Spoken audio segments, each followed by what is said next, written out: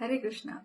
তো রিসেন্টলি আমি শ্রীধাম মায়াপুর গেছিলাম কৃষ্ণবন্ধুর সাথে ভীষ্ম পঞ্চব্রত পালনের জন্য, এবং সেখানে গিয়ে আমি দেখছি যারা নতুন নতুন ছেলেমেয়েরা আসছে তারা বলিউড গানের রিলস বানাচ্ছে ওখানে টিউবিপির সামনে।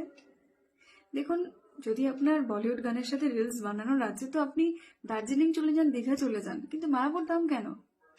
যে কোনো ধাম, ধাম মানে হচ্ছে তপস্যার জায়গা, সাধনার জায়গা। ধাম কোনো ইন্দ্রতৃপ্তির জায়গা নয়। আমরা যে এই শ্রীমদ্ ভাগবত গীতা থেকে জানতে পারি আমাদের যত দুঃখ কষ্ট আছে না, সবকিছুর মূল কারণ হচ্ছে ইন্দ্রতৃপ্তি। আমরা ভাবি যে না, আমাদের কাছে যদি অনেক টাকা পয়সা আসে তো আমরা অনেক সুখে থাকবো। কোনোদিন নয়। আমাদের ইন্দ্রিয়গুলো এমন ভাবেই বানানো হয়েছে, আমরা যতই আমাদের নিজেদের ইন্দ্রিয় তৃপ্তির জন্য যা কিচ্ছু করে নিই না কেন, কখনো আমাদের ইন্দ্রিয়গুলো তৃপ্ত হবে না, যতক্ষণ না পর্যন্ত আমরা আমাদের ইন্দ্রিয়গুলোকে ভগবান শ্রীকৃষ্ণের সেবায় নিয়োজিত করছি। তাই আমি ভিডিওর এগেনস্টের কথা বলছি না। আপনি অবশ্যই আপনার ফ্যামিলি মেম্বার্সদেরকে ইন্সপায়ার করুন এখানে আসার জন্য, ভিডিও বানান, কিন্তু ধামে আসুন প্রার্থনার মনোভাব নিয়ে।